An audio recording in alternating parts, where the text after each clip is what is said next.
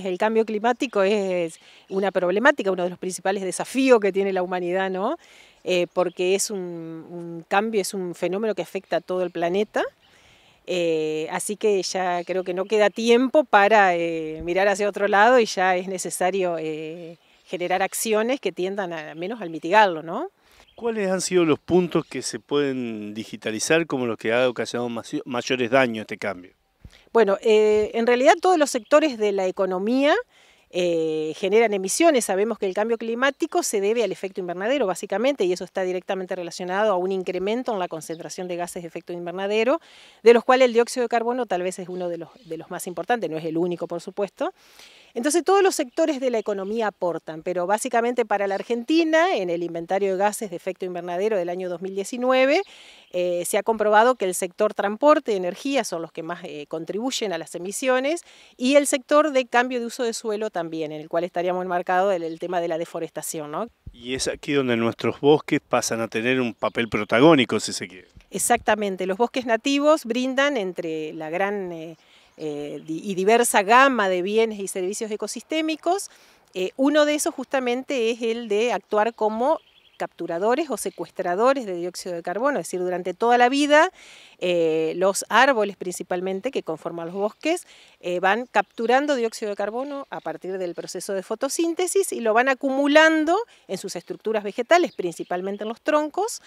Y entonces, ¿qué ocurre? Todo ese carbono que fue acumulado durante toda la vida en los bosques, cuando los bosques son deforestados o cuando son degradados o se incendian, inmediatamente ese carbono es devuelto a la atmósfera en forma de emisiones de dióxido de carbono. Dentro o para lograr esa conservación hay mucha práctica agronómica, mucha práctica productiva que ayuda, pero dentro de todas esas herramientas hay una que por ahí no se conoce tanto como es la dendrocronología, ¿no? ¿Puede explicarnos puntualmente qué es esto? Bueno, la dendrocronología es una ciencia que se basa en estudiar los anillos de crecimiento de los árboles.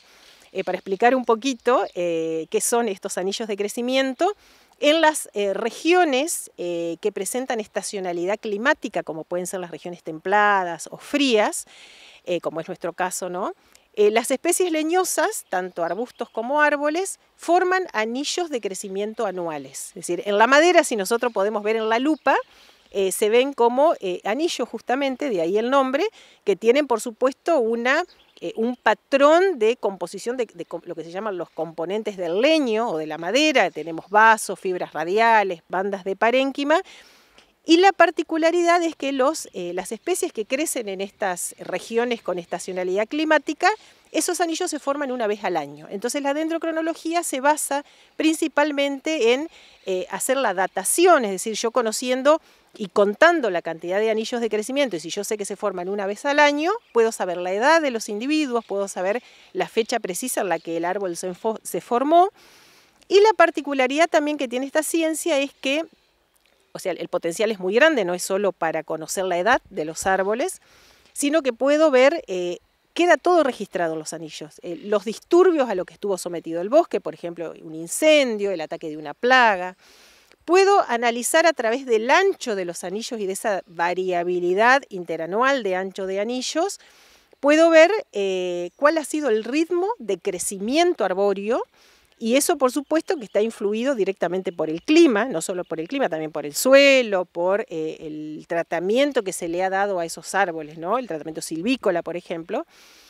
Pero bueno, tal vez una de las cuestiones más interesantes de la dendrocronología es que me permite saber, como les comentaba, cómo responde el crecimiento de las especies arbóreas a la variabilidad climática. Y dentro de esta ciencia la facultad está enmarcada en un proyecto realmente interesante, ¿no?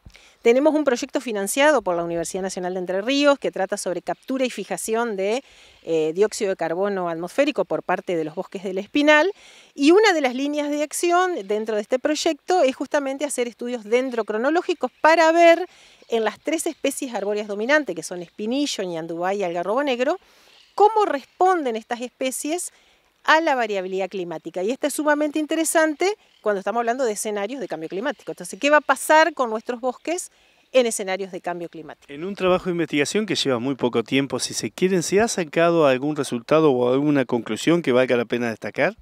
Sí, bueno, más allá de conocer las reservas de carbono, es decir, cuánto carbono tenemos por hectárea hoy en nuestros bosques nativos del espinal, que son muy heterogéneos, por lo tanto tengo un margen bastante amplio de reservas de carbono, y eso me permite a mí saber qué ocurriría en caso de que esos montes sean talados o se incendien. Todo ese carbono, ¿cuánto carbono va a ser emitido a la atmósfera en forma de dióxido de carbono, ¿no? Que dijimos que es uno de los principales gases de efecto invernadero? Y en particular en lo que es dendrocronología, ya hemos avanzado muchísimo con el caso del algarrobo negro y hemos podido estimar cómo su crecimiento responde al clima. Y hemos visto que, o sea, siempre sabemos, anillos más anchos significa mejores condiciones de crecimiento y está directamente relacionado con mayores precipitaciones acumuladas en el periodo que va de noviembre a febrero. Es decir, cuando las precipitaciones que ocurren de noviembre a febrero son mayores a la media, yo veo un anillo más ancho, que quiere decir el árbol crece más. Y en respecto a la temperatura hay una correlación negativa, es decir, cuando los meses principalmente de diciembre y enero, la temperatura es muy alta, por encima de la media, eso perjudica el crecimiento porque se supone que afecta la disponibilidad hídrica. Para llegar a estos resultados me imagino que han tenido que cotejar, más allá de lo que vos estés leyendo in situ en un árbol, datos con otro montón de ciencias relacionadas, ¿no? Exactamente, porque lo que se hace es, una vez que se obtiene lo que se llama la cronología de ancho de anillo, que por supuesto para llegar es una curva maestra en la cual están metidos varios individuos, no lo puedo hacer con un solo individuo. Luego lo que se hace es correlacionarlo con variables climáticas, que en este sentido estamos trabajando con datos provistos por el Observatorio Meteorológico de INTA, que tiene registros hasta el año 1934. Entonces lo que se hace es correlacionar ancho de anillo arbóreo con precipitaciones mensuales, ya sea del periodo anterior de crecimiento, periodo posterior, del año actual, temperaturas medias, mínimas, bajas, y también hemos estado trabajando con datos de evapotranspiración. Entonces eso permite llegar a estas conclusiones de ver cómo responde el crecimiento de, en este caso Prosopis nigra, el algarrobo negro, a las variables climáticas. ¿Cuánto hace que comenzó este proyecto y quiénes están trabajando en el mismo? Este proyecto, si bien arrancó en el año 2020 junto con la pandemia, pero tenía un antecesor, que era un proyecto totalmente relacionado, del año 2016. Bueno, está bajo mi dirección y de la codirección de Silvia Ledesma. Y también participan integrantes de la cátedra de taxonomía, como Javier Rosenberger, José Osús y dos personas de INTA, Marcelo Wilson y Carolina Sasal. Y en particular en el tema de dendrocronología, estamos trabajando muy fuertemente con el Instituto IANIGLA, que es un instituto de CONICET, el Instituto de Nivología, Glaciología y Ciencias Ambientales, donde se encuentran expertos en dendrocronología. Particularmente estoy trabajando con el doctor Ricardo Villalba y la doctora Ana Srur. Y también comentar que esta misma investigación la desarrollo también en el marco de una beca postdoctoral de CONICET, con lugar de trabajo en el Centro de Diamante, y que está bajo la dirección de Pablo Aceñolaza. O sea que es un grupo bastante grande también que estamos en esto.